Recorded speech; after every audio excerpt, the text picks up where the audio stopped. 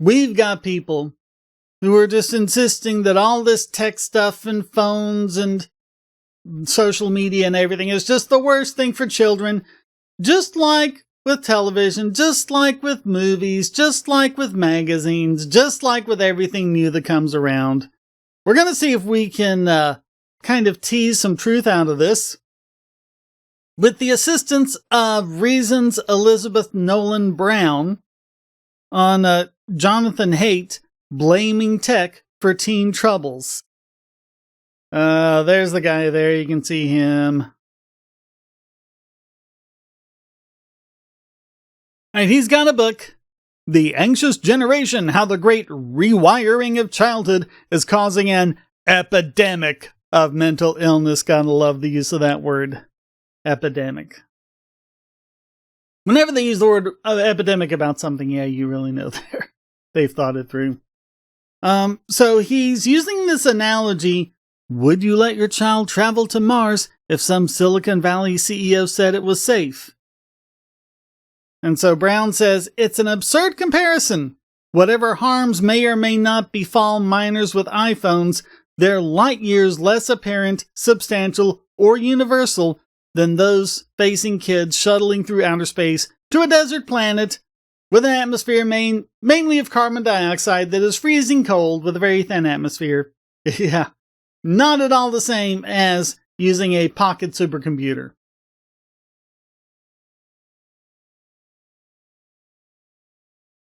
This book is filled with unwarranted pessimism, unjustified conclusions, and unsavory solutions. A phone-based childhood is replacing a play-based childhood. But even the most ardent opponents of tech panic and state intervention should be able to appreciate. Unfortunately, he can't keep the spirit of that opening analogy from periodically seeping back in. So he believes that young people's rising use of screens and rising rates of emotional fragility both stem from our overprotection of kids in non-digital spaces. So this is the good point. This is where I think he's onto something, and then he gets off of it. But he rails against policies that punish parents for letting children have some independence, and against the mindset that tries to shield the young from every possible emotional harm. And it was actually written along with the author of Free Range Kids. And so that's the idea. Kids might be turning online to get what they can no longer get in real life. No, you're not allowed to go and do all of these things because dangerous. Our kids have never been safer, and yet parents have never been more hysterical. You know, helicopter parents, protect the children. So where can they go to make these connections other than social media? That's what they're saying.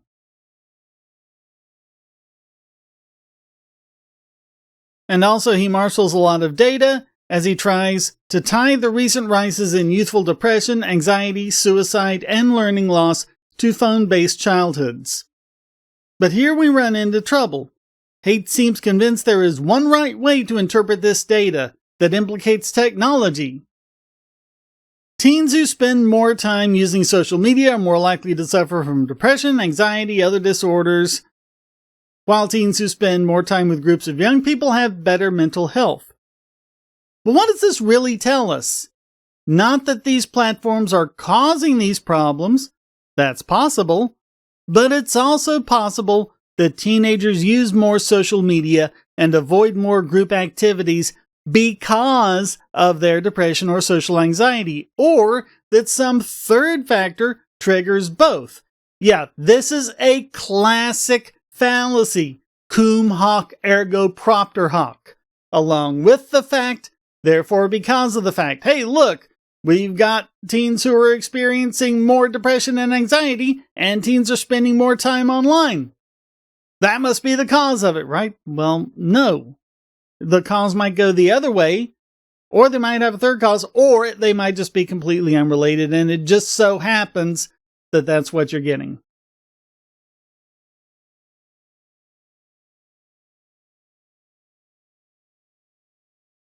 So rates of depression and anxiety in young people rose at the same time as smartphone and social media adoption, but this was also a time period in which awareness of these conditions increased and the stigma around them decreased. So, like autism, it might not be the fact that more kids have them. We're just diagnosing the kids that would have been missed in previous decades. And if phones and social media play a role here, it might not be as a direct trigger. Perhaps the veneration of various psychological diagnoses led more kids to embrace those labels. Just like a lot of them want to bring on the label autism. Hey, autism sounds like a thing. Yeah, that's what I have without it being a diagnosis. Well, they just may be taking on that. Because everyone has autism to an extent. Everyone has anxiety to an extent. Everyone has depression to an extent. So, it's easy to see. You take a psychology course in college, and the first thing they warn you about on the first day, your professor tells you, now, you're going to read through this book, and you're going to see yourself in a lot of these. You're going to be tempted to diagnose yourself as having all these problems, and that's not the case. It doesn't work that way. All right, Hay responds to this by saying, we've been seeing more suicides and self-harm. Kids aren't just saying they're struggling, they're taking action that shows it. But the suicide picture is complicated. Yes, suicides have been rising, but the rate among older adults, the group least likely to be heavy social media users, has also increased sharply and, in fact, is much higher than for the youngest cohort. And in 2022, suicide rates actually went down among younger Americans while increasing among men over 34 and women over 24. Okay, so you got to narrow these down. You can't just look at like the overall figures. You got to narrow them down to demographics. It's not the young people that are the cause of the overall suicide rate. So, yeah, the group least likely to be the social media users has also increased and is higher than for the youngest cohort. Depression is also up across American age groups, all across all age groups, even preceding the pandemic. Youth suicide rates in the U.S. started rising before the advent of smartphones and social media, something Haidt acknowledges, and their rise over time has not been linear. Same goes for the general population. The 2022 suicide death toll was about equal to what it was in 1950. How many people know that? 2022, the suicide rate was back down to where it was in 1950.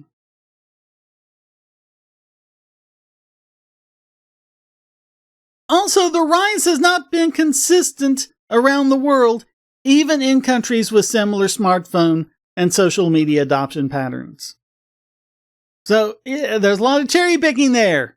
You just ignore like France and Russia, where there has been social media adoption, but suicide rates have fallen. How do you put all that together? How does that support your hypothesis? Well, it doesn't. Okay. I'm going to skip a lot of data here. You can read all this for yourselves.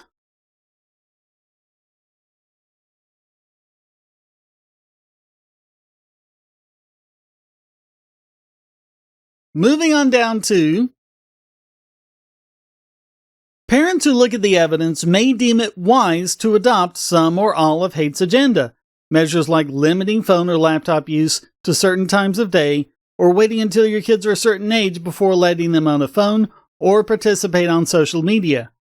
Tech companies could offer more options, including device-based options, where you can block sites or limit the times or whatever, the different policies.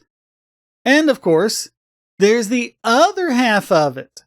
More time for unsupervised play, more play at school, and more autonomy in general for kids.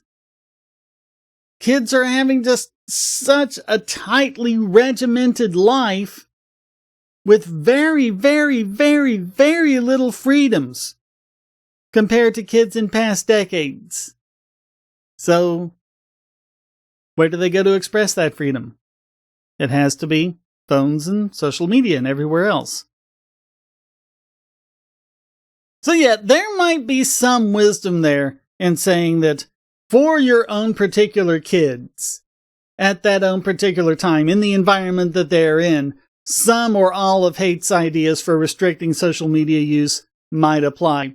But the data just aren't strong enough to unequivocally back up Haight's claims about what smartphones and social media are doing to kids, which seems like a good reason to hold off on government mandates, and not just out of first principles libertarianism. Yeah, I mean, there maybe for your kids, you might want to limit social media. Or maybe it's fine. Just make sure that your kids have plenty of real-world activity, real-world autonomy. They have more freedom to go where they want, do what they want, things like that, so that they don't have to go to social media to have those needs filled. Even if we could somehow overcome the privacy and First Amendment concerns that something like a minimum age for social media would pose for adult users, and that's a big if, that's something that we're also seeing with the states that are getting like tough on porn. You know, like DeSantis is just trying to do now in Florida. They've done it in North Carolina, and it's annoying. You browse to any site that might remotely have something adult, and there's this age verification crap that's just destroying privacy and destroying the freedom of the internet. But even if we could do all of that, we still don't know what sort of unintended consequences it might have for young people.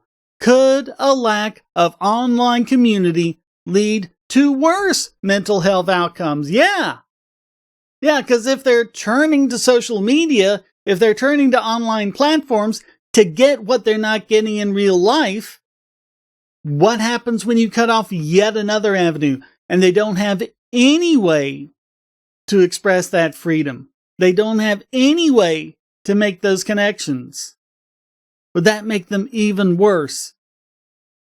Is social media not causing the problem, but helping the problem of helicopter parenting and all this paranoia about children that we have today? Is that just helping the problem to stop it from being worse than it otherwise would be without it? That's a good question. Would kids turn to more private methods of communication that make it harder to prevent harm or punish perpetrators? Yeah, what if they start doing this on the dark web, where you can't see what's going on? You don't know what kind of sickos are there. You can't really monitor it. Separated from their digital distractions, would teens start drinking more and having more unintended pregnancies, both of which have decreased in recent decades? More good questions. You can't just say, oh, here's a problem, let's ban something, or let's regulate something, or let's restrict it. It doesn't work that way. You gotta consider the direction of the causal chain. You gotta look into it. You gotta remember economics in one lesson. Don't just look for the intended effects on target groups, look for all effects on all groups. And consider all of the consequences that might be happening from it. Because whatever your regulation is, the only guarantee about government regulations is that there will be harms from it. And the only question is, will there be benefits that will be greater than those harms? And there almost never is. And that's something we always have to remember. Thank you so very much for watching. Comments for the comment god, shares for the share throne. Please hit like, subscribe, and the bell. Go to donate.pagosity.tv to keep me doing what I do. And go ahead and go to Patreon and Subscribestar and become regular supporters, because next month the supporter tiers are going up. So if you get in now, at least for a little while, Even after the tiers go up, you'll be able to stay in the lower tiers. While you're able to do that, get videos early and ad-free, join the live streams, get special Discord access, monthly AMAs. All of those, you can come in now, get those at the lower price before they go up, because next month they're all going to be going up by $2. So thank you so very much for watching. Until next time, stay strong and be free.